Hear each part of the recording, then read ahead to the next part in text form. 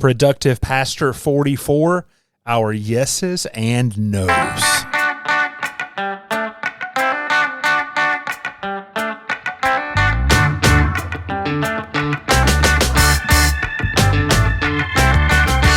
What's going on, friends? Chad Brooks here, Productive Pastor, episode 44. Great to be on here with you. Hope your week's been going cool. Hope it's been just fun hanging out. You're having a good time in ministry, or just whatever else you do. So it's stoked to have you on here. I'm excited about this episode, Yeses and Nos, episode 44. Before we do that, a little bit of quick housekeeping. Number one, I'm doing another cohort of my Preaching Through Distractions course. This is a Zoom class. It comes together 12 people tops. We start meeting in the beginning of March, and we walk through what does it look like to create an entire sermon preparation strategy. And I'd love to have you on there. I'm doing this with my friends, Passion and Partnership, who I work with. Only 12 spots. If you're interested in this, go to the link in the show notes. You can find out what you need to find out and jump on as part of that cohort to be there. Second thing is this. Are you subscribed to the Productive Pastor email list? I've been writing for the last 2 weeks about ministry walls. We'll be digging in a little bit to the idea of walls today in this episode, but this is where I take a topic, I write about it for a full month, send a weekly email to your inbox as we just kind of begin to go deeper and deeper into one aspect. And so that's the housekeeping, that's the front matter. Let's jump into the main part of this conversation, the yeses and the nos. We're going to talk about decision making, and everybody loves to talk about decisions, right? So I kind of laugh at that a little bit. But what we're going to dig into is the way we say yes and the way we say no.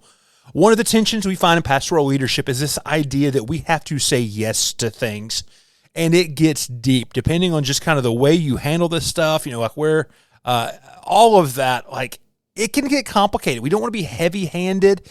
We don't want to be micromanagers, and we all want to know that things can happen better with delegations and teams and that sort of stuff. But how do we handle our yeses and our nos? And I don't know about you, but one of the hard lessons I have had to learn to draw all this together is I end up saying yes to everything, and that's just part of the yes problem. So let's talk about the ideas behind our decision-making, the ways that we get motivated inside of this. And then I want to share a framework with you that's helped me realize how my yeses get formulated and what it means to make healthier decisions. So first part of our conversation is this: why our decision-making matters. So walls, ministry walls. This is the idea that we will have moments in our ministry where we are faced with significant problems or changes. It's that we stop unless we scale the wall. And the way that we handle that wall, we scale that wall, it will teach us so much about ourselves, and it will also craft out our future. If we keep hitting the same wall over and over and we refuse to figure out a way over it, we're going to experience a boundary towards what we are able to do, how we're able to lead, the ministry that God has given us. He does not want us to stay stuck at the first wall we come to. And we can do with walls what we will, but if we never get over those walls personally as leaders, we're going to be hobbled. And we need to learn how to handle those personally in order for us to learn how to lead through those organizationally. And a basic understanding of our decision-making, of our yeses and our nos, it's just part of mapping out the way that walls have affected us. And so, some of this wall scaling that we need to learn is this. Number one, our technical abilities aren't enough. I wrote about that in this last email when at the Productive Pastor Group about how I would always rely on my technical ability whenever I reached a ministry wall. Did a whole podcast series earlier this year on adaptive challenges versus technical challenges and what that means. And so sometimes we have to realize that our technical abilities aren't enough, meaning we ain't strong enough to just jump flat-footed over that wall. The second thing is this, maybe we just don't know enough. Have you ever been in a situation where you think, hey, I need to learn something before I can actually tackle this thing or begin taking part of that?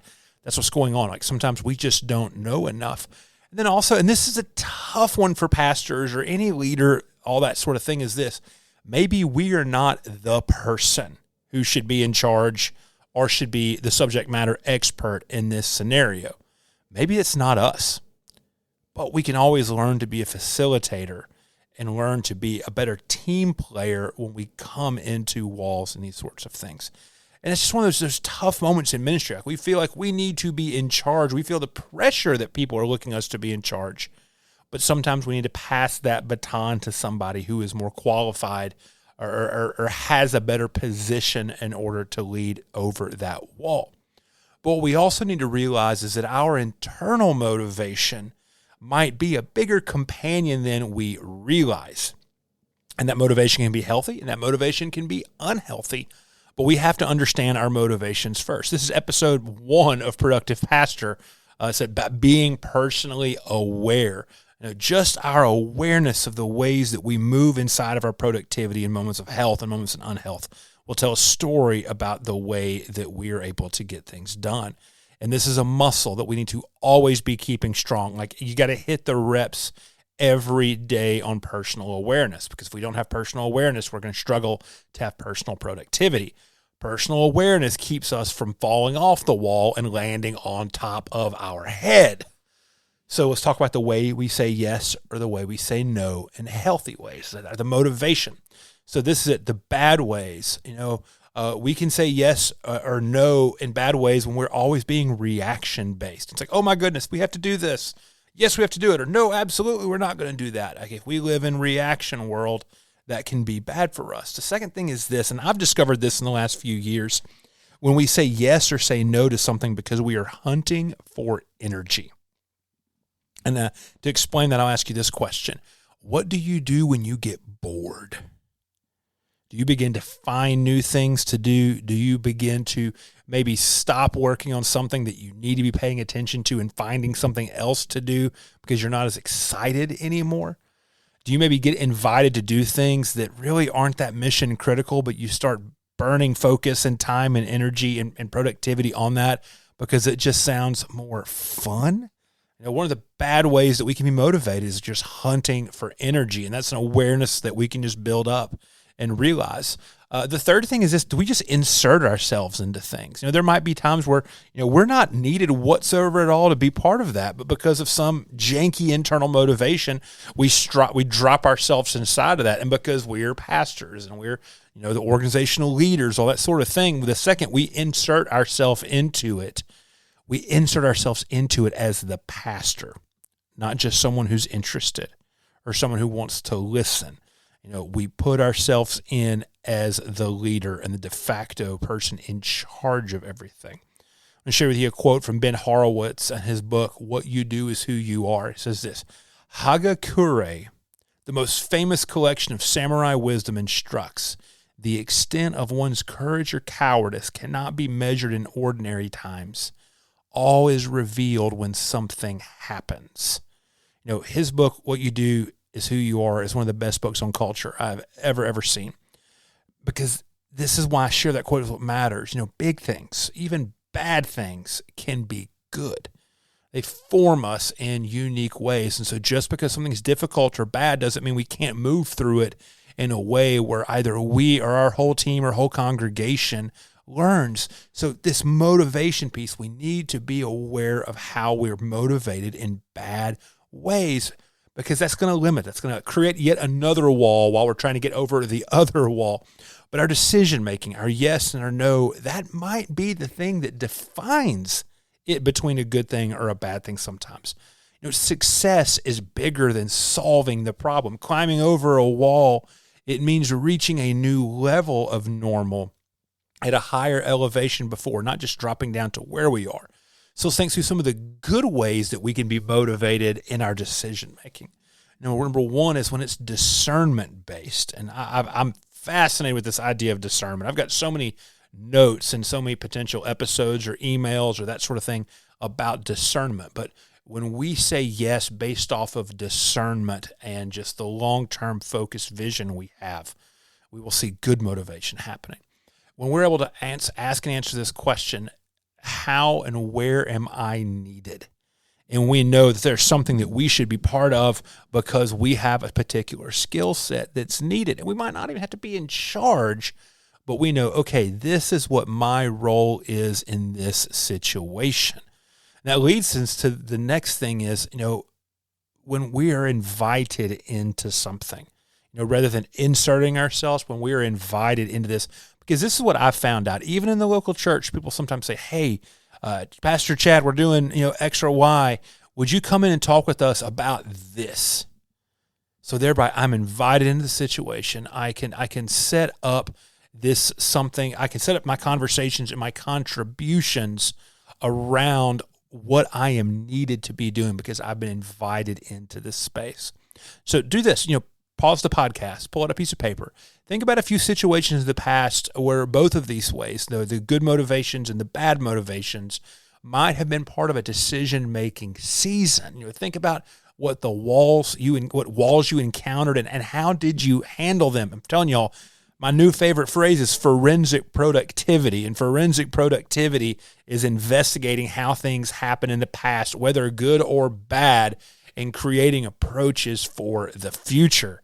That's the goal for this thing, forensic productivity. So the last thing I want to share with you is a framework, okay? Let's begin to talk about a way of filtering out our yeses and our nos, but then also how to go through a process to understand exactly why and what we are saying yes to. And I've got a little visualization for this in the show notes. Make sure you trim over to those, revchadbrooks.com/PPP/044. There's all sorts of other information in the show notes as well. But here's even better step for this. Go through this with people. Think through these things as part of your strategy and decision-making processes. When you encounter a complex or an adaptive problem, one person knowing the answer and having the chops to give it really isn't sufficient anymore. But multiple people putting their brains together to think through things is adequate. I'm leaving some links in the show notes to check out the book Design Thinking Workshop for more ideas like that. It's an entire just realm of ways that you can build up your discernment and your strategizing muscles with things like that. So there'll be linked, that'll be in the show notes. But really, the framework I want to talk to you about, it boils down to two specific questions that help us to say yes or no, and they help us to define our yeses. The first question is this: is it tangible? When I say tangible, what I mean is this a real thing? Can you see it? Can you touch it? Can it be experienced? If this is just a vibe you want to create and what you're saying yes to is a vibe, and here's the thing, I will throw some core values into this filter. If it's not tangible, it's not a thing. You can't say yes to it if it's not tangible. And I'll, in parentheses, say yet. But really what this encourages you to do is think this: are you thinking and living in theory land or action land? Okay, both are okay places to be, but when it comes time to decisions that are going to affect your schedule, affect your focus, affect your energies, all those sorts of things, you need to be living in action land. And so if you say, is it tangible? Not really, not yet, but it's important. So then think through how you can maybe make micro decisions that help you take it and pull it into the realm of the tangible. It might be a way of saying, hey, I will say yes to this if X, Y, and Z are present and are part of the process. And those X, Y, and Z are the things that maybe, take it out of theory land and move it into action land. But that's the first question, is this: is it tangible? The second question is this: is it tactical? Okay, not only is it a real thing that you can touch and feel and name, but this is how we're going to do it. Is it tactical? First thing, is this a contextual take home? So it's not just something that works somewhere else, but how is it navigating the unique elements of our context? Friends, we are in cookie cutter ministry land where everyone wants to share a resource, give away a thing, have a workshop, all this kind of stuff, go to a conference, hear about the cool things that we did, and then just try to instantly bring it in, part and parcel into your own world. I like to think about this as far as this. Like, as good of a cover band as a cover band can be, the lead singer still isn't Robert Plant. They're not Led Zeppelin, no matter how hard they try. And when we just take cookie cutter ministry models, drop them into our context, even if they're action focused, it's just a cover band, y'all. And cover bands have their place, but cover bands are not Led Zeppelin. So is it tactical? Maybe the next question is this: can I build a system to make this happen? Like, what are our specific plans here? Can I build a system? The companion question to that is, what are the input goals? Daniel M. in his book, No Silver Bullets, it's about discipleship in the local church. There's a link in the show notes. Just go ahead and get it. The book is good, but Daniel M.'s understanding and explanation of input goals versus output goals is the price you're paying for this book. The input goals are this. It's like, what are the specific things that we are going to do to create a future reality? What are the input goals? The next thing is this: how can I learn from this, and how can I replicate this? Because anytime that you're faced with a challenge and you're working towards those challenges, it's going to affect your future too. Now, does the whole decision, adaptive challenge, wall, whatever it is you're trying to get over, say yes or say no to, is it living in a vacuum, or you're realizing I am building, or we are building future skills that we will need? So how can you learn from it? How can you replicate it? And then the last one is this, and it's kind of related to the input goals, but it's this: can this be caused? Okay?